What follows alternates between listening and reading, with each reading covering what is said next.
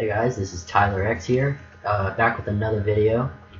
Today I'll be reviewing Guardians of the Galaxy, and I'll also be letting you know some of the things you may have not initially known about the movie. So, here we go.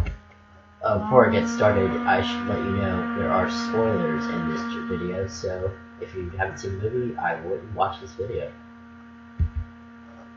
Alright, I'm going to start with introducing the characters. You probably already know them, but I'll let you know what I thought about them and all that good stuff. So, the first character is Star-Lord. He's also known as Peter Quill. He's an outlaw and a leader of Guardians of the Galaxy. And I think Chris Pratt was a good choice for the role since he added comedy to the story, but still made a good Star-Lord. I mean, it was a serious story, but with Chris Pratt as the role, he really calmed it down and made it sort of a easygoing story. And then there's Gamora. She originally worked for Ronan and was his adopted daughter, but Gamora joined the Guardians on the Breakout and stuck with them, and ended up saving the world. So yeah, Groot. I'm pretty sure everybody's heard about Groot by now. I mean, he's pretty much everywhere on social media. So if you haven't heard of him, he's basically like a walking tree that can only say, "I am Groot." He can grow his limbs to become a lot bigger, and he can also, for some reason, just release like these fireflies from his body. I don't know what that's all about, but you know. Rocket Raccoon. He's a mercenary on the Guardians who happens to be this talking raccoon. At the beginning of the movie, he was hunting wanted creatures and gaining their reward money.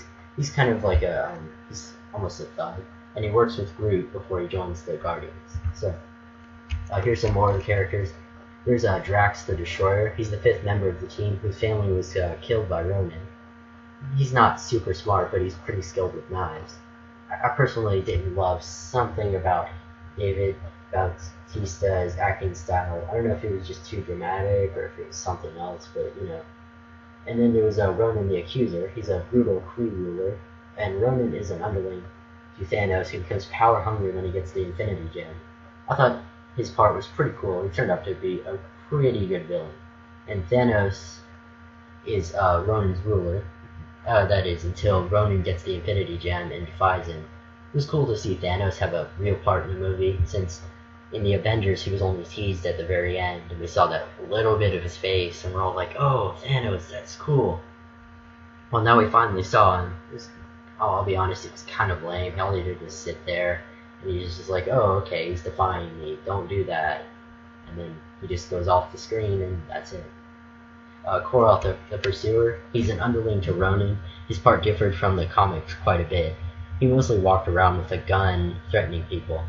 That wasn't really the problem I had with him. The main thing was, I really didn't know his name until I googled him. I don't know if that was just me, or everybody had this problem, but I didn't know who he was until just recently. So, yeah.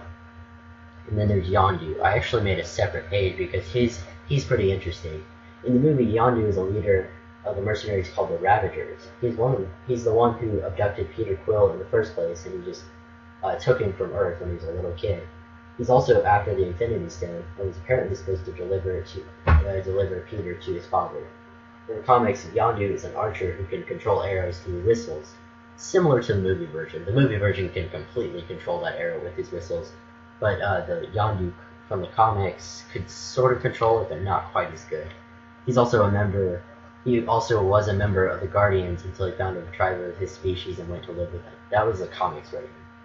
I thought the difference from the comics was pretty interesting. I mean, he was totally different, but he was still included, which was kind of cool. And then there's the Infinity Gem. In the Marvel universe, there are 6 Infinity Gems. They're basically the most powerful things ever.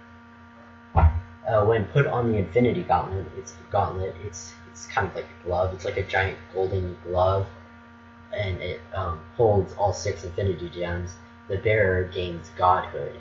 The whole Guardian story revolves around the Space Gem.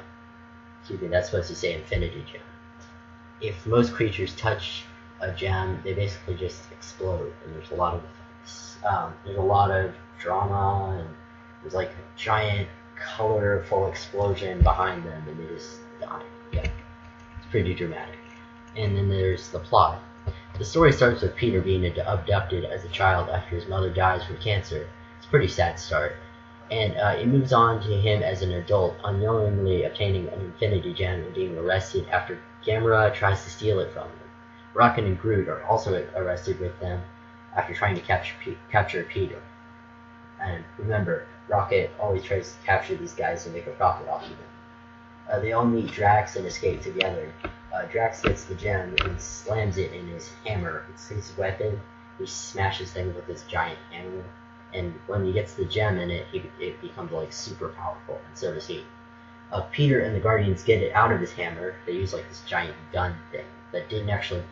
They tried to use it on him, but it didn't really work. So they used it on his gun, or excuse me, his hammer, and it blew out the gem. Peter grabbed it before he could, and since his mysterious dad is so powerful, who they didn't actually mention much in this movie, but it's going to be talked about in the later movie. Peter does not explode, and the Guardians grab hands and use the power of the Infinity Stone to eradicate Ronan. The government on the planet the Guardians are on keep the Infinity Stone locked up, and the team agrees to do some good and some bad in their future. Speaking of Peter's dad, I'm not really going to go into this too much, since there's a lot on this, but apparently the creator of this movie says that his dad was this alien named, I believe, Jason, but it's not going to be the same guy in the next movie. A lot of people think it's going to be this really powerful guy, and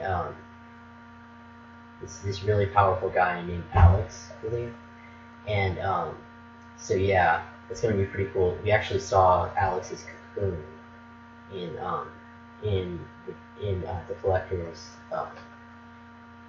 collection. So yeah, sorry, I don't really know too much about that. I didn't really want to get into that too much because there's a lot on it, and that wasn't really my focus. Okay, so I'm going to focus on the good parts and the bad parts of this movie. So, The Guardians of the Galaxy, it's a very good story, and it has some good characters. The special effects are great, and the story is slightly easygoing, with the music, which is some older music that Peter Quill listens to, and it makes this big plot. It puts a lot on the viewer. It makes it more enjoyable. And there was only one big problem I had with this film, and that's kind of weird. Everybody just naturally speaks English.